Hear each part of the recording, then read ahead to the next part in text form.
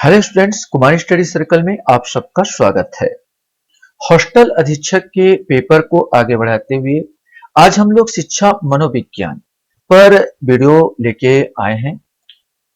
ये video part 2 होगा। Part first मैंने बना के बहुत पहले अपलोड कर दिए हैं और जो बच्चे मुझसे अभी भी जुड़ रहे हैं उनको बता देना चाहता हूं, आप लोगों के लिए ऐसे जो 10 नंबर का जो क्वेश्चंस आने वाले हैं जो मनोविज्ञान संबंधित है उसके बहुत सारे वीडियो मैंने बना दिए। ये पार्ट 2 करके फिर मैं और वीडियो में यहाँ पर दे रहा हूँ। जब तक परीक्षा नहीं हो जाता तब तक आप लोगों के लिए इस प्रकार वीडियो में बनाता रहूं जिसमें आपको परीक्षा उपयोगी होगा। तो आप अगर मेरे पुराने वीडियो को देखना चाहते हैं तो मेरे चैनल के प्लेलिस्ट में जाएंगे जिसमें हॉस्टल अधीक्षक 2024 वाला प्लेलिस्ट पाकर सारे वीडियो को देख सकते हैं। तो चलिए एक एक क्वेश्चन को हम लोग सॉल्व करने की कोशिश करते हैं। पहला क्वेश्चन आता है, शिक्षा मनोविज्ञान का केंद्र है। अब आपको बताना है शिक्षा मनोविज्ञान के केंद्र क्या है। शिक्षक, पाठशाला, कक्षा या बालक, ये आपको बताना है। शिक्षा मनोविज्ञान का केंद्र क्या है? सही आंसर इसका डी आएगा। शिक्षा मनोविज्ञान का केंद्र है बालक। शिक्षा द्विध्रुवी किसने कहा है? ये बताना है शिक्षा को द्विध्रुवी किसने कहा है। अरिस्टोटल अर्थात अरस्तु, एडम्स, पेम्पनोलॉजी या क्रो, इसमें से कोई एक आएगा। ये आपको बताना है कि वास्तव में शिक्षा को द्विध्रुवी किसने कहा है। सही आंसर इसका बी आएगा, एडम्स। एडम्स ने शिक्षा को द्विध्रुवी बताया है। जॉन एडम्स के अनुसार शिक्षा के दो पहलू, जॉन एडम्स के अनुसार शिक्षा के दो पहलू है, शिक्षक और छात्र। ये कहता है पहला जो पहलू है वो है शिक्षक, पहला पहलू है शिक्षक और दूसरा है इसका छात्र, दूसरा है छात्र। तो इस प्रकार जॉन एडम्स के अनुसार शिक्षा के दो ध्रुव है, शिक्षक और छात्र।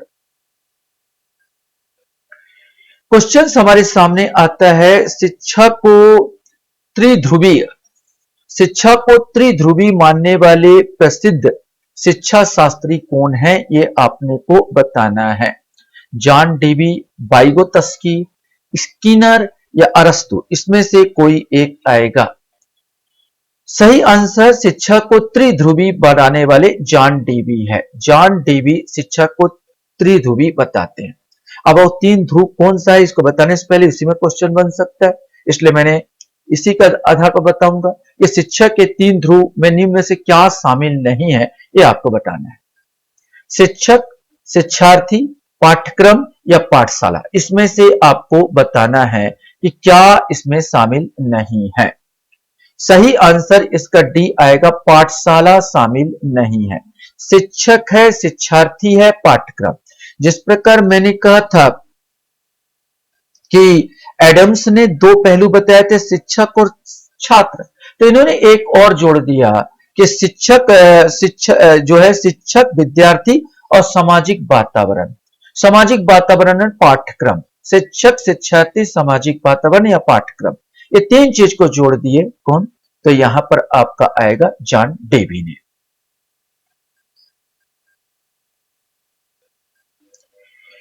क्वेश्चन हमारे सामने यहां पर आता है, नर्सरी स्कूल के प्रारंभ करने वाले थे, ये आपको बताना है कि कौन है। फ्रोवेल, महात्मा गांधी, वैलेंटाइन, क्रो, इसमें से आपको बताना है। सही आंसर ए आएगा, फ्रोवेल। यहां पर फ्रेडरिक फ्रोवेल ने 1840 में, अगर सन पूछे तो भी आपको याद होना चाहिए, 1840 में जर्मनी में पहला किंडरगार्टन खोला था। तो इनको जाता नर्सरी स्कूल खोलने का फ्रेडरिक फ्रोवेल को। मनोविज्ञान का शिक्षा के क्षेत्र में सबसे बड़ा योगदान, विषय केंद्रित शिक्षा, शिक्षक केंद्रित शिक्षा, क्रिया केंद्रित शिक्षा या बाल केंद्रित शिक्षा। सही आंसर डी आएगा, ये बाल केंद्रित शिक्षा।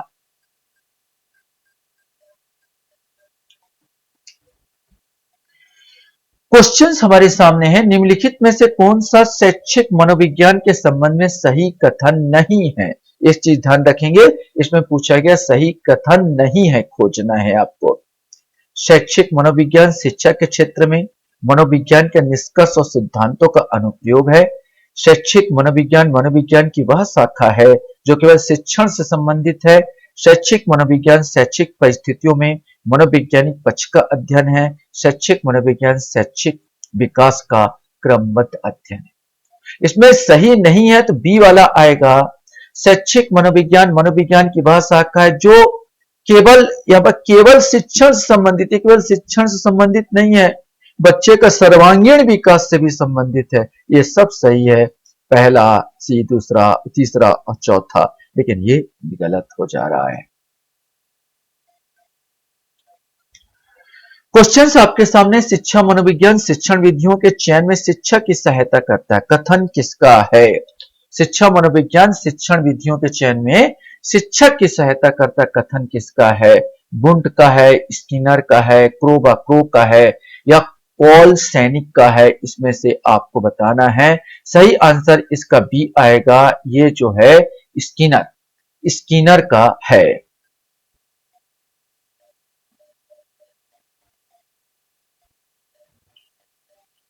क्वेश्चंस हमारे सामने यहां पर आता है। शिक्षण सिद्धांतों को व्यवहारिक मनोविज्ञान के एक शाखा के रूप में किसके द्वारा विकसित किया गया है? ये आपको बताना है कि शिक्षण सिद्धांतों को व्यवहारिक मनोविज्ञान के रूप एक शाखा के रूप में किसके द्वारा विकास किया गया? हर्बर्ट, स्किनर, क्रो या फ्रायड? इसमें से कोई एक आपको बताना है कि किसके द्वारा इसका विकास किया गया है।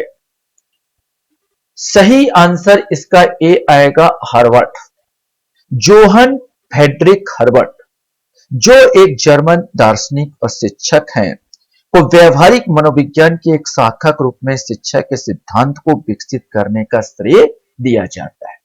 दृष्टिकोण का एक घटक जो कार्य करने या व्यवहार करने के स्तर से संबंधित है, क्या है आपको बताना है? संज्ञानात्मक, प्रभावी, भावनात्मक या क्रियात्मक? सही आंसर डी आएगा, क्रियात्मक। व्यवहार में जब लाओगे तो वो क्रिया के रूप में आ जाएगा, तो क्रियात्मक आएगा। क्वेश्चंस हमारे सामने आता है। शिक्षा मनोविज्ञान मनोविज्ञान की वह शाखा है जो शिक्षण एवं सीखने से संबंधित है। यह कथन किया गया है। हर्बर्ट, स्किनर, क्रो वुडवर्थ होना था, बड नहीं है, वुडवर्थ है। तो इसमें से आपको बताना है। सही आंसर बी आएगा, स्किनर। अधिकांश परिभाषाएं स्किनर के ही पूछी जाती है। शिक्षा मनोविज्ञान सहायक है अनुशासन में, बाल विकास के ज्ञान में, मूल्यांकन में या सर्वांगीण विकास में? सिंपल क्वेश्चन था, ये वास्तव में सर्वांगीण विकास में सहायक है।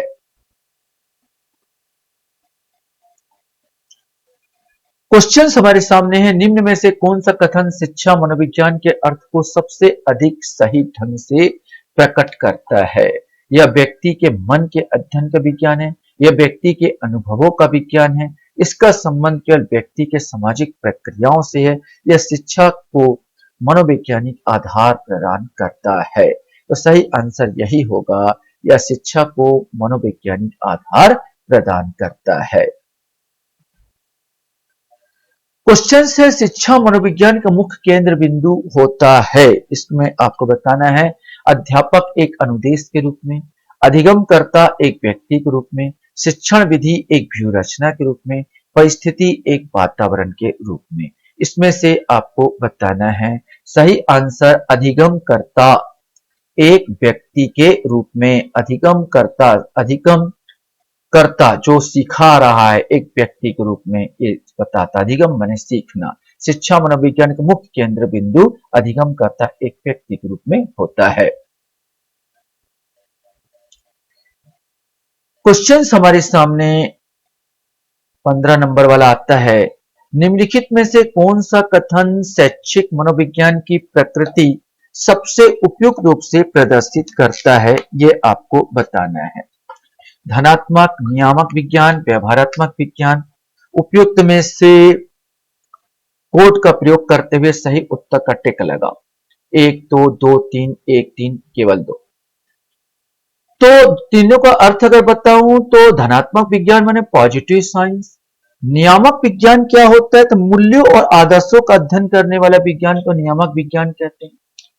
व्यवहार गत विज्ञान जिसका प्रयोग हम व्यवहार में कर सकते हैं। तो सही आंसर इसका जो आएगा, ये धनात्मक पॉजिटिव साइंस तो है और इसका प्रयोग वास्तव में हम बच्चे के विकास में मतलब व्यवहार में करते हैं। यह आदर्श विज्ञान नहीं है, मतलब धनात्मक विज्ञान और व्यवहारात्मक विज्ञान। 1 और 3 यहां पर सही आंसर सी आएगा।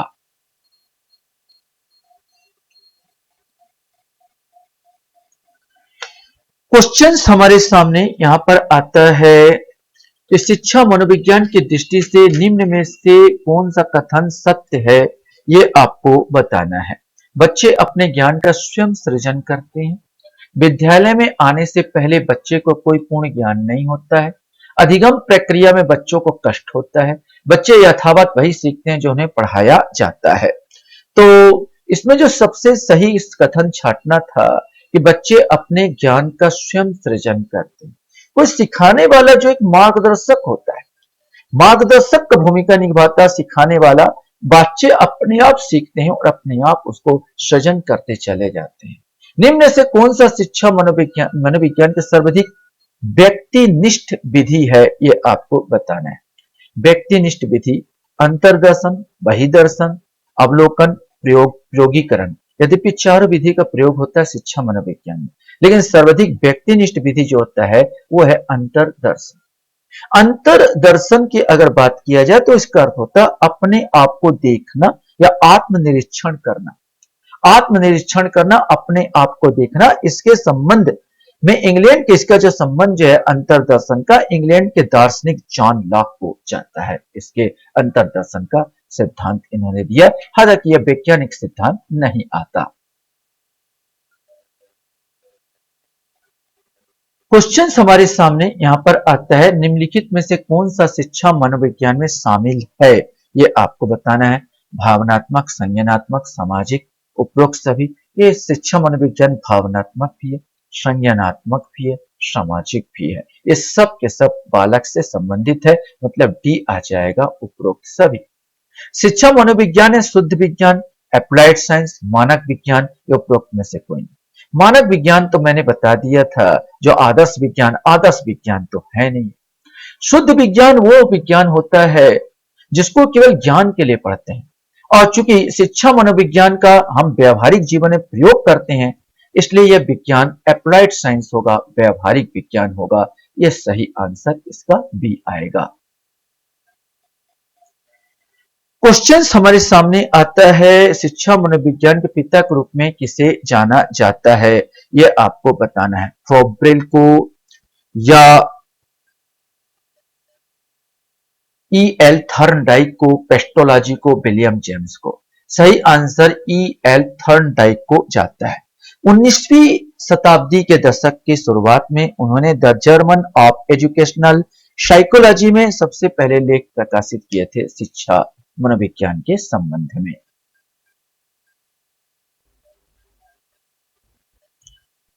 क्वेश्चन हमारे सामने आता है, शिक्षा के क्षेत्र में मनोविज्ञान का सबसे बड़ा योगदान है, इसमें से आपको बताना है। विषय केंद्रित शिक्षा, शिक्षक केंद्रित शिक्षा, क्रिया केंद्रित शिक्षा या बाल केंद्रित शिक्षा। इसमें से कोई एक सही आंसर डी, बाल केंद्रित शिक्षा। शिक्षा मनोविज्ञान की उत्पत्ति का वर्ष क्या माना जाता है, बताते बताते बता दिया था। 1900, 1920, 1940, 1947। सही आंसर ए आएगा, 1900 माना जाता है। उत्पत्ति का वर्ष 1900 माना जाता है। मैंने थर्नडाइक के बारे में बताया था। इसके बाद एक क्वेश्चन, ऐसे भी क्वेश्चन पूछा जा सकता है आपसे, ये शिक्षा मनोविज्ञान ने स्पष्ट व निश्चित स्वरूप कब धारण किया। 19वीं शताब्दी की उत्पत्ति का वर्ष है, लेकिन निश्चित स्वरूप कब धारण किया, ऐसा क्वेश्चन पूछे तो आपको बताना होगा 4 में से ऑप्शन। सही आंसर आपका डी आएगा, 1920। भारत में उस समय असहयोग आंदोलन चल रहे थे, इतना याद रखना। 1920 में शिक्षा मनोविज्ञान ने स्पष्ट और निश्चित स्वरूप धारण किया था। आशा करता हूं ये वीडियो भी आपको अच्छा लगा होगा। आप लोग मेरे वीडियो को वॉच करते हो इसलिए धन्यवाद। Thank you very much.